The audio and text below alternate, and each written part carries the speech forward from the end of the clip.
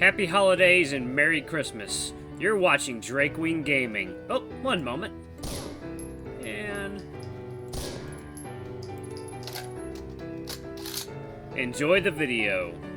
Guys and gals, Never here from Drakewing Gaming, and some of you on Twitter, the Gaming Dragon. Today I'm coming back at you on Let's Play episode of Tennessee, Shuichi's Path. So let's go ahead and jump right back in, shall we? Alarm chain, you were up. Oh, excuse me, and let's go. There we go. Okay, let's do it, y'all. Yuichi-san! I've barely even had time to acclimate to my surroundings, and he's already boisterously jumping around in front of me. Hey there, June. You look pretty happy. I am. Look at me. I got my waiter uniform. Look, isn't it so cool? June spins around where he stands, trying to show off the whole thing to me. Doesn't it look great on me? Yes, it does, June. You look very cute in that uniform. But cute? I'm not cute. That's for girls. I don't know what to tell you there, June. You're pretty cute. Nuh-uh, I'm not. Alright, you're not. Settle down there. No need to get so fussy over it. I'm not fussy. Oh man, trying to keep a straight face after hearing that is really tough. Anyway, you're all set to be a waiter, huh? Yes, it's gonna be a lot of fun. I have no idea how going around serving people food is supposed to be fun, but hey, to each his own. I look around the room, seeing a few of our classmates dressed in similar clothes to June. For some reason, there are barely any waitresses here. In fact, most of them are guys. What happened to the girls? It's looking like a real sausage party in here. Sausage party? Oh, never mind. Probably shouldn't use an expression like that around June. I really don't need to taint him with that sort of thing. Anyway, what happened to the girls? It's mostly just guys around here. Oh, I actually asked Ayako-san about that. She said most girls refuse to wear the Chinese dress, but that she said they'll agree anyway, so the guys would too. So she basically used the promise of girls in Chinese dresses as bait to get more waiters? It's really scummy. The improv kitchen is looking pretty good, though. Although, why is it all hidden behind panels? The entire area that used to be the blackboard had been walled off with wooden bamboo panels that had gotten decorated with multiple Chinese symbols. Dragons, lions, some letters. Wait, is that the Chinese zodiac over there? Apparently Jin-kun said he felt too shy about cooking with the guests being able to see him. But doesn't walling off the whole area mean that the heat from the burners will be trapped in there? Yeah, Jin-kun was complaining about that. These guys are insane. Oh, but there are a few holes cut out on the counter so the waiters can pick the food up when it's ready. Seriously, how the hell do you people have all these crazy ideas? Hopefully there won't be any accidents. You don't have to worry about the others, Yuichi-san. As the oldest one here, I'll make sure to look after them. You're the one most at risk of causing an accident. Maybe I should talk to Jin and ask him to not let June handle any hot plates. Will they even serve cold plates? June-kun, we need your help here. A voice calls June from amidst the mess of chairs and panels on the other end of the room. Ah, I'm coming. Sorry, Yuichi-san, we'll have to talk later. It's alright. I'm gonna take a walk around the place. We'll meet up later. Yeah, can't wait. June scurries away and disappears into the kitchen area. Smiling and shaking my head slightly, I make my way out the door to explore the festival a little more. Several hours later.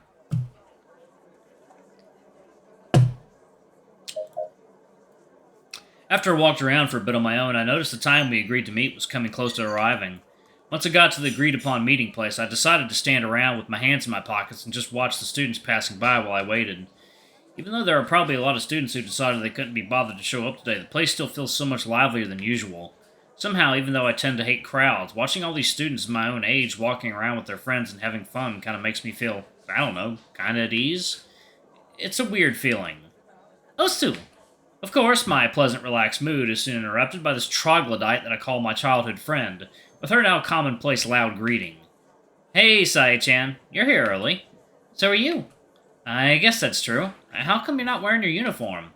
Sae-chan looks down at herself, examining her own clothes front and back. I think to myself why she would even need to do this, given that she's the one who got dressed. She should know what the hell she's wearing. I guess I just wanted to be comfy. You guess? Yeah. You're way too simple-minded. Hey, Yuichi-kun, how have you been enjoying the festival so far? It's pretty good, although I think I prefer the one we had last year.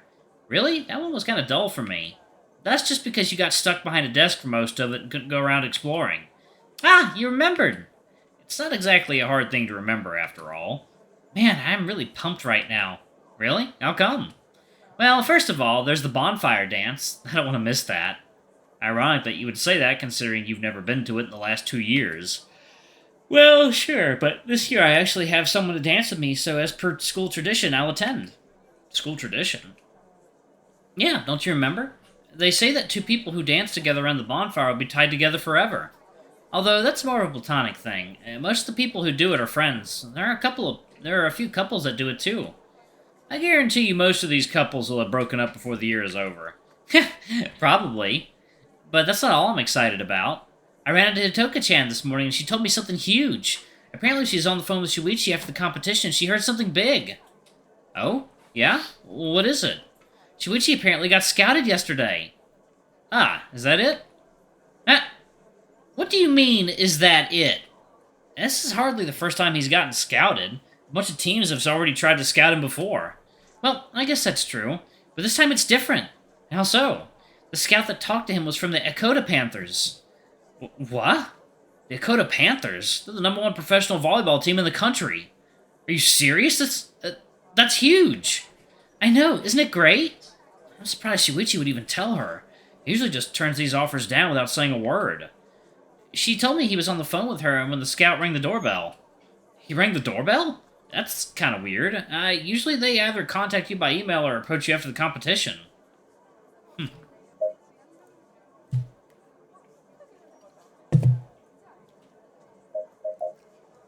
I mean, he did disappear yesterday after the match. I guess that's true. Shit, I'm not supposed to be feeling bothered, but... I know Atoka-chan is his sister, but... She didn't even show up to watch the competition.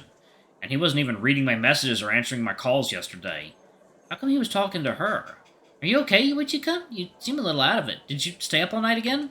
What? No, I'm fine. I thought you'd be excited about this. I want to be, but we have no reason to believe he won't turn that offer down, too. What? But it's the Panthers. There's no way he'd turn an offer from them down. You'd be surprised. Especially considering the conversation I had with him yesterday. I highly doubt he'd accept their offer just like that. Ah, look! Here come the boys! I look up on cue with her announcement, seeing the three of them walking out the main building. Shuichi smiles and waves once he realizes we see them. This is surprising. Did you three meet up on the stairs or something? Not exactly. Urana and I met up inside, but we decided to fetch Kobayashi first. He looked like he was really overwhelmed trying to wait on tables. He was jumping from one place to another in a hurry. It was really funny. That's not exactly something you should be laughing about, you ass. I look over at June, who is still taking deep breaths, with beads of sweat rolling down his brow and mixing in with his fur. You okay? You don't look so good. I'm fine. It's just... I didn't realize how hot it would get in the classroom once the burners were all on and we had a bunch of people inside. The place isn't even close to being packed, though. Only half the tables were occupied. This is too much for you. You're gonna suffer tomorrow. Don't say that. Come to think of it, this whole thing might be hell for a guy who's afraid of crowds. Putting tables might have been a bad idea, June. Yuichi-san, you don't need to worry about me. I'm gonna be fine. What? I didn't say anything. It's written all over your face. Wow, he's right. You look like a wrinkly old lady. Watch it, floppy ears. What did I do? Not you, the other floppy ears. Yuichi-kun, calling someone floppy ears is a bit offensive, you know. Like I care. Yuichi-san, you shouldn't be mean to Keisuke-san. I already said I wasn't talking to Kei-kun. I don't know about you guys, but I really don't feel like standing around the entrance watching other people have fun. Yeah, you're right. We should go have some fun. I can't wait to see what the festival is like in here. The five of us then start walking while we chat, taking quick looks at interesting booths in between conversation. And by the way, Jun-kun, what was your old school's festival like? It was much more sedate. The school didn't have all that many students to begin with. It's probably one of the reasons I'm so bad at dealing with crowds. It was always kind of lonely there. So there wasn't anything you liked about the school there? Something I liked? Oh, I remember. The fireworks display there was always pretty nice. Fireworks, huh? So you're the type that likes those. Yes, I love them. So, water time. Guys and gals, and we are back. Let's go ahead and jump back in, shall we? Okay. Oh, hey, guess I won't be the only one to enjoy them this year. The only one? These three aren't really fond of fireworks. Hey, that's a little unfair. I like them. They're very pretty. I just need to use earplugs because they hurt my ears. I have the same problem. My hearing is kind of sensitive, so the fireworks really hurt. I prefer to be indoors when they happen. They're pretty mad for me, because maybe it's because I'm colorblind? You're colorblind? Oh, didn't I tell you? You rarely ever talk about yourself in the first place, Saya-chan. I guess that's true. I'm sorry to hear. I really don't think being colorblind is why. Even with that, the fireworks should still be pretty. And not that you can attest that with certainty since you're not colorblind yourself. I suppose that's true. Yay. You don't have to worry about it, Junkun. I don't think I'm missing something or anything like that. It doesn't bother me much. Mizuguchi-san. Oh, hey. They're selling game memorabilia here.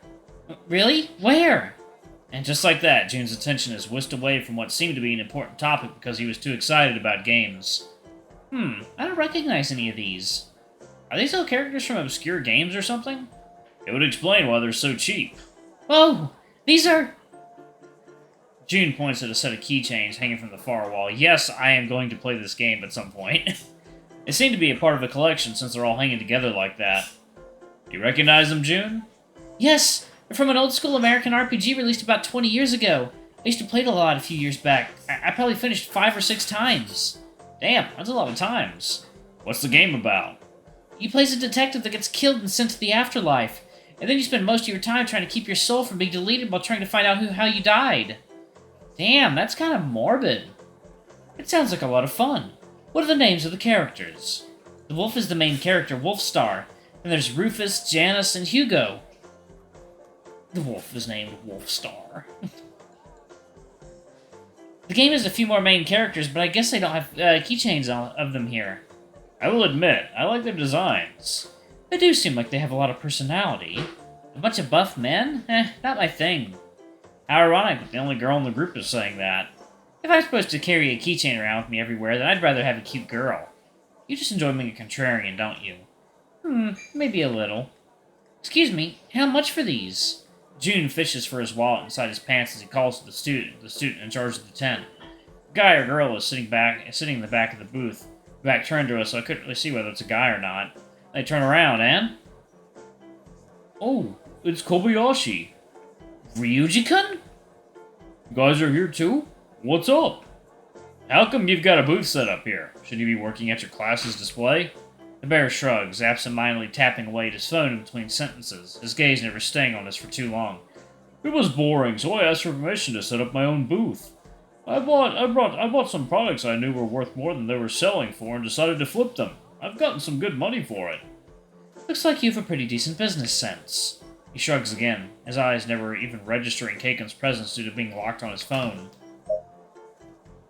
Alright, I'm gonna go ahead and pause it right there. Thank you all so much for watching. Don't forget to like, comment, subscribe, ring that notification bell, and check out our Patreon, YouTube memberships if you can. It always helps. Anyway, I love you all, and I'll see y'all in the next video.